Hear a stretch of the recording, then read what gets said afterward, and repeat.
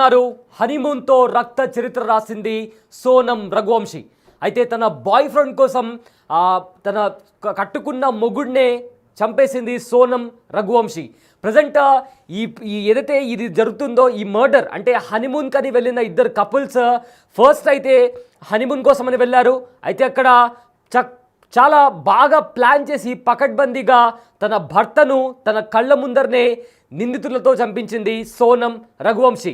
అయితే ఈ కేసుకి సంబంధించి రోజుకొక కొత్త ట్విస్ట్ బయటకు వస్తుంది, రోజుకొక కొత్త కోణం బయటకు వస్తుంది.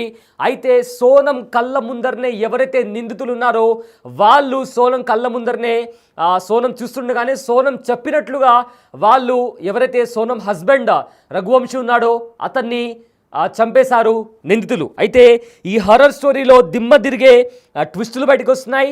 మే 23వ తేదీన అంటే మే 11వ తేదీ వీళ్ళకు పెళ్లి జరిగింది. మే 20వ తేదీ వీళ్ళు హనీమూన్ కోసం అని చెప్పి రఘువంశీ అదేవిధంగా సోనం రఘువంశీ వీళ్ళు మేఘాలయకి వెళ్ళారు. ఆ తర్వాత మే 23న ఈ మర్డర్ జరిగింది. అయితే మే 23న దారుణ హత్య జరిగింది, రఘువంశీని చంపేశారు. అయితే మే 25న చాలా సీక్రెట్గా ఈ సోనం రఘువంశీ చాలా సీక్రెట్గా ఇండోర్ చేరుకుంది. అక్కడ తన ప్రియుడైన రాజ్ కుష్వాను కూడా కలుసుకొని ఒక రోజంతా తనతో గడిపింది. ఆ తర్వాత గాజీపూర్కి వెళ్ళిపోయింది సోనం. అక్కడ కిడ్నాప్ అని చెప్పి కూడా ఒక పెద్ద డ్రామా ఆడింది. డ్రామా ఆడి అక్కడ పోలీసులకు లొంగిపోయింది. అయితే తన ఉనికి తెలియకుండా చాలా జాగ్రత్త పడింది సోనం. ఆ తర్వాత కిడ్నాప్ డ్రామా తెరపైకి తెచ్చింది. దీంతో పోలీసుల దర్యాప్తులో అడ్డంగా బుక్ అయిపోయింది సోనం రఘువంశీ. బిటీవీ స్క్రీన్ పైన మీరు చూస్తున్నారు ఏదైతే రాజా రఘువంశీ అదేవిధంగా సోనం రఘువంశీ పెళ్లి జరిగింది మే 11వ తేదీన. వాళ్ళకి సంబంధించిన విజువల్ మీరు బిటీవీ స్క్రీన్ పైన చూస్తున్నారు. అయితే 11వ తేదీన పెళ్లి జరిగింది. 20వ తేదీన వీళ్ళిద్దరూ హనీమూన్కి వెళ్ళారు. అయితే జమ్మూ కాశ్మీర్కి వెళ్దామని అనుకున్నారు, కానీ సోనం మాత్రం లేదు మేఘాలయకి వెళ్దామని చెప్పి కూడా భర్తతో చెప్పడంతో భార్య మాటలు విన్న భర్త సరే అని చెప్పి హనీమూన్ కోసం మేఘాలయకి వెళ్ళారు. అయితే అక్కడ ముందుగానే ప్లాన్ చేసుకున్న సోనం తన ప్రియుడితో కలిసి ఒక కిరాయి గ్యాంగ్కి కూడా సుపారీ ఇచ్చింది. సుపారీ ఇచ్చిన గ్యాంగ్తో కూడా మేఘాలయ వెళ్ళిన తర్వాత 3వ రోజు మే 20వ తేదీ వాళ్ళు మేఘాలయకి వెళ్ళారు. మే 23వ తేదీన దారుణంగా రఘువంశీని హత్య చేయించారు. అయితే హనీమూన్కు వెళ్ళిన సోనం రఘువంశీ ఒక రక్త చరిత్ర టైప్లో కూడా ఈ మర్డర్ని ప్లాన్ చేసి తను చాలా వ్యూహాత్మకంగా చాలా స్ట్రాటజీ పరంగా ఎంతో పకడ్బందీగా ఎక్కడ కూడా దొరకకుండా చాలా జాగ్రత్త పడి ఈ మర్డర్ని ప్లాన్ చేసి సక్సెస్ఫుల్గా కూడా ఈ మర్డర్ని తను చేయగలిగింది. అయితే రఘువంశీని చంపేటప్పుడు కూడా వాడిని పొడవండి అంటూ కూడా సోనం చెప్పినట్లు కూడా నిందితులు కూడా ఒప్పుకున్నారు. అయితే ప్రజెంట్ ఇప్పుడు వీళ్ళు కస్టడీలో ఉన్నారు. అయితే ఈ మర్డర్కి సంబంధించి హనీమూన్ మర్డర్కి సంబంధించి కూడా పోలీసులు రోజుకొక కొత్త విషయాన్ని బయటపెడుతున్నారు. అయితే సోనం ఈ మర్డర్ జరిగిన తర్వాత అతను చాలా సీక్రెట్గా ఇండోర్ చేరుకొని అక్కడ తన ప్రియుడైన రాజ్ కుష్వాను కూడా కలిసింది. అండ్ ఆల్సో వాళ్ళు 24th కూడా వాళ్ళు ఒక హోటల్లో ఒక రోజంతా గడిపారు. ఆ తర్వాత తను సోనం గాజీపూర్కు చేరుకుంది. ఆ తర్వాత తన మీద ఎలాంటి డౌట్ రాకుండా కూడా ఈ కిడ్నాప్ డ్రామా అయితే ఉందో ఎవరో తనకు మత్తు మంది ఇచ్చి తనను కిడ్నాప్ చేసి సో ప్లేస్లో వదిలేశారని చెప్తూ కూడా ఒక డ్రామా తెరపైకి తెచ్చింది. అయితే ఆ డ్రామా బయటకు వచ్చిన తర్వాత పోలీసులు ఇన్వెస్టిగేషన్ చేసే కొద్దీ సంచలనమైన విషయాలు బయటకు వచ్చాయి. సో బిటీవీ స్క్రీన్ పైన మీరు చూసిన విజువల్ ఒకసారి చూసుకుంటే మనము ఒక ఫ్రేమ్లో తండ్రి పక్కన ఉన్న వ్యక్తి నిందితుడు. సో ఈ నిందితుడు వాళ్ళ కంపెనీలోనే సోనం వాళ్ళ కంపెనీలోనే అకౌంటెంట్ లాగా పనిచేసేవాడు.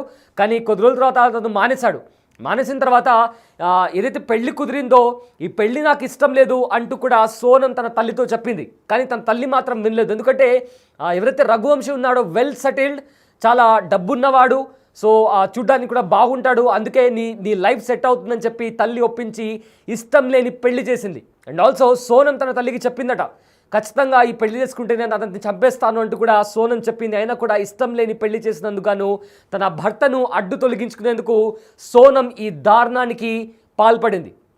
అయితే తనకు ఇష్టం లేని పెళ్లి చేశారనే కారణంతోనే రఘువంశిని అత్యంత దారుణంగా అత్యంత కిరాతకంగా చెప్పడమే కాకుండా చాలా ప్లానింగ్గా చాలా పకడ్బందీగా ఎలాంటి భయం లేకుండా 23వ తేదీ హత్య జరిగిన రోజు ఇండోర్కి వెళ్ళి అక్కడ ఎవరైతే తన ప్రియుడు ఉన్నాడో తన ప్రియుడిని కూడా కలిసింది. ఆ తర్వాత గాజీపూర్కి వెళ్ళింది. అక్కడ ఈ కిడ్నాప్ డ్రామాని తెరపైకి తీసుకొచ్చింది.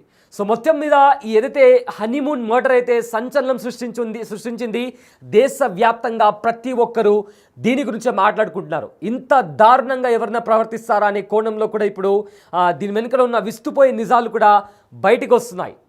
సో సోనం రఘువంశీ తనకు ఇష్టం లేని పెళ్లి చేశారనే నేపథ్యంలో తన ప్రియుడిని ఎలాగైనా తన ప్రియుడితో తన ప్రియుడితోనే కలిసి ఉండాలి అనే ఒక థాట్ ప్రాసెస్లో ఇప్పుడు ఏకంగా ఒక దోషిలాగా తాను జైల్లో ఇప్పుడు ఉన్నటువంటి పరిస్థితి కనిపిస్తుంది. అండ్ తనకు చాలా పెద్ద శిక్ష కూడా పడే అవకాశం ఉందని కూడా ఇప్పటికే న్యాయ నిపుణులు కూడా చెప్తున్నారు. ఎందుకంటే ఒకవేళ తాను నిజంగానే తన ప్రియుడితో ఉండాలనుకుంటే డివోర్స్ తీసుకొని కూడా తన ప్రియుడితో ఉండొచ్చు. కానీ ఈ మర్డర్ కేసులో ఇరుక్కోవడం వల్ల ఇప్పుడు తన పీరియడ్తో కాదు కదా తాను కంప్లీట్లీ జైల్లో లైఫ్ సెంటెన్స్ పడే అవకాశం కూడా తనకు ఉందని కూడా ఇప్పటికే న్యాయ నిపుణులు చెప్తున్నారు. సో ప్రజెంట్ ఈ మేఘాలయలో జరిగిన హనీమూన్ మర్డర్ మిస్టరీ ఎట్టకలకు పోలీసులు ఛేదించారు. 11వ తేదీ మే 11వ తేదీ వీళ్ళ పెళ్లి జరిగింది. పెళ్లికి ముందే తాను తన ఎవరైతే కాబోయే భర్తని కూడా ఎలా చంపాలి అనే కోణంలో కూడా తను ప్రాపర్గా ప్లాన్ చేసుకుంది. మే 11వ తేదీన వీళ్ళ పెళ్లి జరిగింది. మే 20వ తేదీన మేఘాలయకు వీళ్ళు హనీమూన్కి వెళ్ళారు. అలా హనీమూన్కి వెళ్ళిన 3 రోజుల తర్వాత మేఘాలయలోని ఒక వాటర్ ఫాల్ దగ్గర ఈ మర్డర్ చోటు చేసుకుంది. అండ్ ఈ మర్డర్ జరిగేటప్పుడు షాకింగ్ ఫ్యాక్టర్ ఏంటంటే వాడిని పొడవండి, వాడిని చంపండి అంటూ కూడా సోనం చెప్పినట్లు కస్టడీలో ఉన్న నిందితులు కూడా చెప్పినట్లు పోలీసులు చెప్తున్నారు. అండ్ ఆల్సో ఈ మర్డర్ జరిగేటప్పుడు కూడా సోనం తన ప్రియుడైన రాజ్కి కూడా ఫోన్ చేసి వీడిని చంపేస్తున్నామని కూడా ఆ రాక్షస ఆనందాన్ని పొందినట్లు కూడా ఆ నిందితులు కూడా చెప్తున్నారు. అండ్ దాని తర్వాత ఎవరికి తెలియకుండా ఎవరి కంట పడకుండా ఏమాత్రం భయం లేకుండా తాను ఇండోర్ చేరుకొని అక్కడున్న తన ప్రియుడైన రాజ్ని కూడా కలిసింది. ఆ తర్వాత వాళ్ళిద్దరూ ఒక రోజు పాటు ఏకాంతంగా గడిపారు.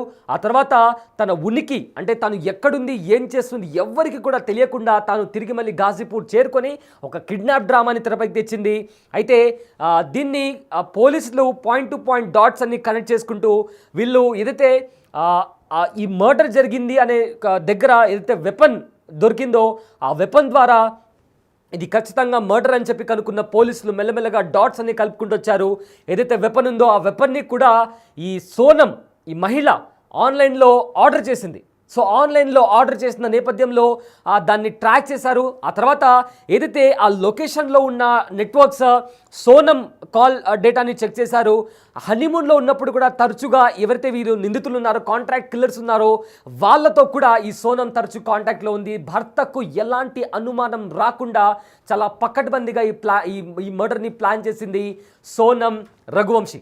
సో మొత్తం మీద దాని తర్వాత ఆ వెపన్ దొరికిన తర్వాత పోలీసులు కూడా కాల్ రికార్డ్ని చెక్ చేశారు. ఎవరైతే నిందితులు ఉన్నారో వాళ్ళ network and also Sonam Raghuvanshi ఉన్న నెట్వర్క్ కూడా మ్యాచ్ అవ్వడంతో తనని అదుపులోకి తీసుకున్న పోలీసులు క్వశ్చన్ చేసి తను ఇన్వెస్టిగేషన్ చేసి విచారించగా ఆ మర్డర్లోని కోణాలన్నీ బయటకు వచ్చాయి. సంచలనమైన నిజాలు బయటకు వచ్చాయి. రక్త చరిత్ర రాసింది సోనం రఘువంశీ. అయితే చాలామంది కూడా నెటిజన్స్ కూడా కామెంట్ చేస్తున్నారు, ఒకవేళ మీ పిల్లలకు ఇష్టం లేని పెళ్లి చేస్తే ఇలాంటి ఒక అమాయకుడు బలి కావాల్సి వస్తుందంటూ కూడా ఇప్పటికే చాలామంది కూడా కామెంట్స్ చేస్తున్నారు. సో మీ ఒపీనియన్ కూడా చెప్పండి. ఇప్పుడు ఏదైతే సోనం రఘువంశీ చేసిందో దానికి ఆ సోనం చేసిన తప్ప లేకపోతే తన తల్లిదండ్రులు ఎవరైతే ఉన్నారో వాళ్ళు ఇష్టం లేని పెళ్లి చేశారు కాబట్టి ఇది జరిగిందా, ఒక అమాయకుడు ఎవరైతే ఉన్నారో అతను చనిపోయాడు. సో ఎవరు మొత్తం మీద ఎవరిది తప్పు, మీ ఒపీనియన్ ఏంటో కింద కామెంట్ బాక్స్లో మెన్షన్ చేయండి. అండ్ ఆల్సో ఇలాంటి వాళ్ళు చాలా తెలుగు రాష్ట్రాల్లో కూడా ఇలాంటి దారుణాలు చోటు చేసుకుంటున్నాయి. ప్రియుడి కోసం అని చెప్పి చాలామంది కూడా తమ భర్తలను చంపేస్తున్నారు. ప్రియురాల కోసం అని చెప్పి చాలామంది వాళ్ళ భార్యల్ని కూడా చంపేస్తున్నారు. సో ఇలాంటివి తరచుగా జరుగుతున్నాయి. సో ఈ పక్షంలో చట్టాలు ఇంకా ఎంత సీరియస్గా అవ్వాలి అనే దాంట్లో కూడా ఎలాంటి చట్టాలు వస్తే బాగుంటాయి, ఇలాంటి నేరాలు ఫర్దర్గా జరగకుండా ఉండాలి అంటే ఎలాంటి చట్టాలు ఉంటే బాగుంటాయో కూడా కామెంట్ చేయండి.